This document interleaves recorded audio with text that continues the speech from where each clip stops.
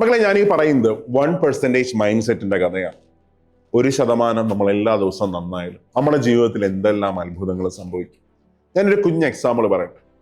നിങ്ങളുടെ കൂടെ പണ്ട് സ്കൂളിലും കോളേജിലും ഒന്നും പഠിക്കാത്ത ആൾക്കാരൊക്കെ നിങ്ങളൊന്ന് ആലോചിച്ച് നോക്കി.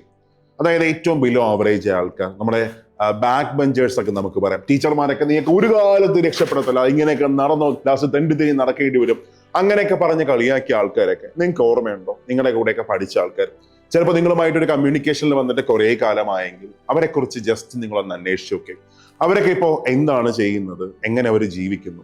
നമ്മളൊക്കെ വിചാരിക്കും, അയ്യോ അവരൊക്കെ ഒന്നും പഠിക്കാത്ത ആൾക്കാരല്ലേ, ലൈഫിലൊന്നും ആയി കാണത്തില്ല, അങ്ങനെയൊക്കെ നമ്മൾ വിചാരിക്കുമ്പോൾ സത്യത്തിൽ ഇന്ന് അവരെ കുറിച്ച് നിങ്ങളൊന്ന് അന്വേഷിക്കുകയാണെങ്കിൽ അതിൽ ഭൂരിഭാഗം ആൾക്കാരും ഗവൺമെന്റ് സർവീസിലായിരിക്കും, കുറെ ആൾക്കാർ പ്രൈവറ്റ് സെക്ടറിലായിരിക്കും, കുറച്ച് ആൾക്കാർ ബിസിനസ് ഒക്കെ ചെയ്ത് നന്നായിട്ട് രക്ഷപ്പെട്ട ആൾക്കാരായിരിക്കും. ഇനി ഭൂരിഭാഗം ആൾക്കാർ ഗൾഫിലൊക്കെ പോയിട്ട് അത്യാവശ്യം നന്നായിട്ട് കാശൊക്കെ സമ്പാദിച്ച് വണ്ടിയും വീടൊക്കെ വെച്ച് നല്ല അടിപൊളിയായിട്ട് ജീവിക്കുന്ന ആൾക്കാരായിരിക്കും. എന്താണ് അവരുടെ പ്രത്യേകത എന്ന് എപ്പോഴെങ്കിലും നിങ്ങളൊന്ന് ശ്രദ്ധിച്ചിട്ടുണ്ടോ? ഒന്ന് ആലോചിച്ച് നോക്കേ, എന്തുകൊണ്ട് അവർക്ക് ഇതൊക്കെ ചെയ്യാൻ പറ്റും? ഒറ്റ കാരണം മാത്രമേ ഉള്ളൂ, അവർക്ക് തോൽക്കാനായിട്ട് ഒരു പേടിയില്ല. എപ്പോഴാണോ നമുക്ക് തോൽക്കാനുള്ള ഒരു പേടി അവസാനിക്കുന്നത്, ആ മൊമെന്റിൽ നമ്മുടെ ലൈഫ് രക്ഷപ്പെടും. സോ മൈക്രോ ഹാബിറ്റ് ഓരോ ദിവസവും നിങ്ങൾ ഉണ്ടാക്കിയെടുക്കുക. ഒന്ന്, തോൽക്കാൻ ഒരു പേടിയും ഇല്ലാതിരിക്കുക, അല്ലെങ്കിൽ തോൽക്കാൻ പേടിക്കേണ്ട ആവശ്യമില്ല. ചില ആൾക്കാർ നിങ്ങൾ ശ്രദ്ധിച്ചിട്ടുണ്ടോ? 5 PSC എക്സാം എഴുതിയിട്ട് ചിലപ്പോൾ റാങ്ക് ലിസ്റ്റിൽ പോലും വന്നു കാണത്തില്ല. ആ പേരിൽ അങ്ങ് നിർത്തി അങ്ങ് പോവുകയാണ്. ഇതൊന്നും എന്നെ കൊണ്ട് പറ്റുന്ന പണിയൊന്നുമില്ല, എനിക്ക് ഈ പണിയേ പറ്റത്തില്ല, ഞാൻ അങ്ങ് നിർത്തി പോകുന്നു. പക്ഷെ തോൽക്കാൻ ഒരു പേടിയില്ലാത്ത ആൾക്കാർ, അവരുടെ മൈൻഡ് സെറ്റ് ഇങ്ങനെയാണ്: ഞാൻ 50 എക്സാം എഴുതിയാലും ജോലിയും കൊണ്ടേ പോകത്തുള്ളൂ, 50ാമത്തെ എക്സാമിൽ എനിക്ക് ജോലി കിട്ടും. അവരെ കണ്ടിന്യൂസ് ആയിട്ട് എഫേർട്ട് കൊടുത്തുകൊണ്ടിരിക്കും, കണ്ടിന്യൂസ് ആയിട്ട് വർക്ക് ചെയ്തുകൊണ്ടിരിക്കും. അതിന്റെ പുറത്ത് എല്ലാം മാറ്റിവെച്ച് റിസൾട്ട് ഉണ്ടാകുന്നത് വരെ അവരുടെ ഏറ്റവും ചുരുങ്ങിയ കഴിവിലും അവർ വർക്ക് ചെയ്തുകൊണ്ടിരിക്കും, അവർ ജോലി കിട്ടിയിരിക്കും. നിങ്ങൾ ശ്രദ്ധിച്ചിട്ടുണ്ടോ? ഒരു PSC എക്സാമിനെ ക്രാക്ക് ചെയ്ത ആരെ വേണമോ നിങ്ങളെ ചുറ്റുമെടുക്കും, അല്ലെങ്കിൽ ഒരു കോമ്പറ്റേറ്റീവ് എക്സാമിനെ ക്രാക്ക് ചെയ്ത എല്ലാവരെയും നോക്കുകയാണെങ്കിൽ അവരെല്ലാം തന്നെ ബിലോ ആവറേജ് ആൾക്കാരായിരിക്കും. നിങ്ങളൊന്ന് ആലോചിച്ച് നോക്കേ, നിങ്ങളുടെ സ്കൂളിലും കോളേജിലൊക്കെ ഫസ്റ്റ് റാങ്ക് മേടിച്ച ആൾക്കാർ, അവർ ഏതെങ്കിലും ഒരു കോമ്പറ്റേറ്റീവ് എക്സാം സെന്ററിൽ നിങ്ങൾ കണ്ടിട്ടുണ്ടോ? അപ്പൊ നിങ്ങൾ പഠിക്കാൻ പോകുന്ന ആൾക്കാരായിരിക്കും. നിങ്ങളുടെ ക്ലാസ്സിൽ ഫസ്റ്റ് റാങ്ക് മേടിച്ച ഒരു കുട്ടിയെ തൊട്ടടുത്ത് ഒരു കോമ്പറ്റേറ്റീവ് എക്സാം സെന്ററിൽ നിങ്ങൾക്ക് കാണാൻ പറ്റത്തില്ല. അവനൊക്കെ ആണെങ്കിൽ ചിലപ്പോൾ ഏതെങ്കിലും ഒരു IT കമ്പനിയിലൊക്കെ കയറി അങ്ങനെ പോയേക്കായിരിക്കും. പക്ഷേ ഇവിടെ ഉള്ളത് ഭൂരിഭാഗം ആൾക്കാരും ബിലോ ആവറേജ് ആൾക്കാരായിരിക്കും. അവർക്കൊന്നും തന്നെ വലിയ ഐക്യോ, വലിയ ബുദ്ധിയോ, വലിയ ഓർമ്മശക്തിയോ ഒന്നും കാണത്തില്ല. പക്ഷെ അവർ ജോലി മേടിക്കുന്നു എന്ന് ചോദിച്ചാലും അവർക്ക് ഇത്രയേ ഉള്ളൂ: അവർ ഹാർഡ് വർക്ക് ചെയ്യാൻ വില്ലിങ് ആണ്, അതിന്റെ പുറത്ത് വർക്ക് ചെയ്യാൻ അവർക്ക് ഇഷ്ടമാണ്. റിസൾട്ട് ഉണ്ടാകുന്നത് വരെ എത്ര തവണ പൊട്ടിയാലും അതിന്റെ പുറത്ത് അവർ കണ്ടിന്യൂസ് ആയിട്ട് പഠിച്ച് ബ്രേക്ക് കൊടുക്കാതെ അവർ എക്സാമിനെ ക്രാക്ക് ചെയ്തിരിക്കും. ഇതാണ് നമുക്ക് വേണ്ട ഫസ്റ്റ് ക്വാളിറ്റി. ഒരു എക്സാമിൽ നമ്മൾ വിഷമിച്ച് പോവാതെ, ഇപ്പോൾ സെക്രട്ടേറിയറ്റ് അസിസ്റ്റന്റ് എക്സാം കഴിഞ്ഞു, സെക്രട്ടേറിയറ്റ് അസിസ്റ്റന്റ് മെയിൻസ് ഒക്കെ കഴിഞ്ഞപ്പോൾ കുറെ ആൾക്കാർ ഇത് പഠിച്ചവർക്കൊന്നും കിട്ടത്തില്ല, സിമ്പിളായിട്ട് പോയിട്ട് എൻ്റെ ഇത് എല്ലാവർക്കും കിട്ടി, പക്ഷെ ഞാൻ ഇത്രയും പഠിച്ചിട്ടും എനിക്ക് എൻ്റെ റിസൾട്ട് കിട്ടില്ല, ഞാൻ നിർത്തിപ്പോകും. അടുത്ത NTPC കഴിഞ്ഞപ്പോൾ ഓക്കെ, ഇത് ക്വസ്റ്റ്യൻസ് മൊത്തം മാറി വന്നു, എന്നെ കൊണ്ട് പറ്റത്തില്ല. SSC CGL വന്നപ്പോൾ മാറി വന്നു, ഓക്കെ ഇതെൻ്റെ എൻ്റെ സ്പൂണല്ല, എൻ്റെ ഫുഡല്ല ഇത്, അങ്ങനെയൊക്കെ പറഞ്ഞ് പോകുന്ന ആൾക്കാരുണ്ടെങ്കിൽ അവർക്ക് എങ്ങനെ ഒരു ഗോളിനെ അച്ചീവ് ചെയ്യാൻ പറ്റും?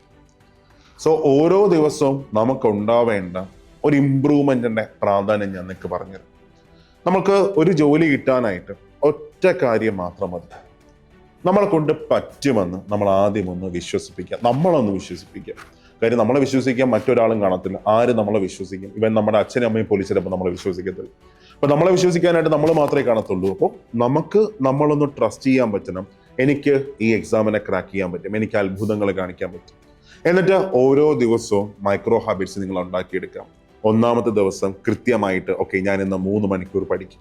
ആ 3 മണിക്കൂർ മസ്റ്റായിട്ട് നിങ്ങളത് പഠിക്കാം. 21 ദിവസം നിങ്ങൾ അങ്ങനെ കൃത്യമായിട്ട് പഠിക്കുകയാണെങ്കിൽ അതൊരു ഹാബിറ്റായിട്ട് മാറും. എന്നിട്ട് 3 എന്നുള്ളത് പതുക്കെ 4 ആക്കുക, 4 എന്നുള്ളത് 5 ആക്കുക. അങ്ങനെ ഓരോ ദിവസം നിങ്ങൾ പുരോഗതിയൊക്കെ ചെയ്ത് അതിലേക്ക് ഇങ്ങനെ പതുക്കെ അങ്ങ് നടന്നങ്ങ് പോകാം. അല്ലാതെ ഒരു ദിവസം ചിലപ്പോൾ നമ്മൾ അത്ഭുതം കാണിക്കാൻ പോയാൽ രണ്ടാമത്തെ ദിവസം നിർത്തി അങ്ങ് പോകും. ഉദാഹരണം പറഞ്ഞാൽ ഓക്കെ, നാളെ നിങ്ങൾ ഭയങ്കര വാശിയാണ്, എനിക്ക് 10 മണിക്കൂർ പഠിക്കണം. ചിലപ്പോൾ നാളെ പഠിക്കുമായിരിക്കും, പക്ഷെ മറ്റന്നാൾ വീഴും. അതിനേക്കാളും നല്ലത് പതുക്കെ ഗ്രാജുവലി നിങ്ങളുടെ ഹാബിറ്റിനെ നിങ്ങൾ ക്രിയേറ്റ് ചെയ്തെടുക്കാം. രാവിലെ ഒന്ന് മൂവ് ചെയ്യാൻ ശ്രമിക്കാം, പതുക്കെ ഒന്ന് നടക്കാൻ ശ്രമിക്കാം. അപ്പൊ നടക്കാൻ ശ്രമിക്കുമ്പോൾ ഇപ്പോൾ ഗ്രൂപ്പ് ഡി എക്സാം അടുത്ത് വരാൻ പോവുകയാണ്.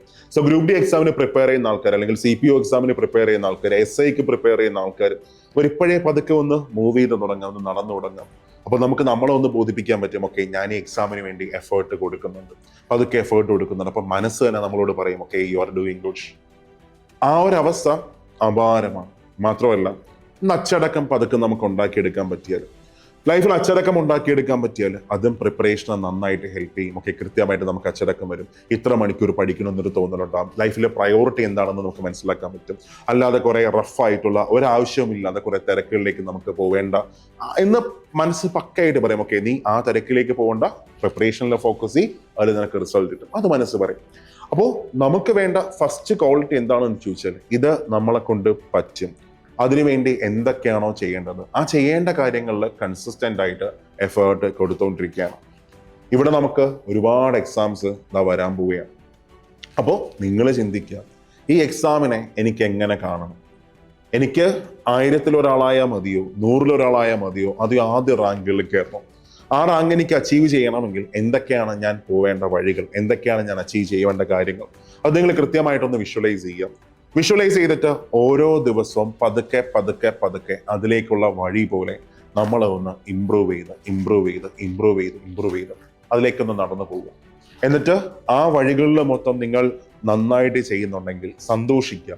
നിങ്ങളൊന്ന് അപ്രീഷിയേറ്റ് ചെയ്യുക. Okay you are doing good, നന്നായിട്ട് അത് ചെയ്യുന്നുണ്ട്.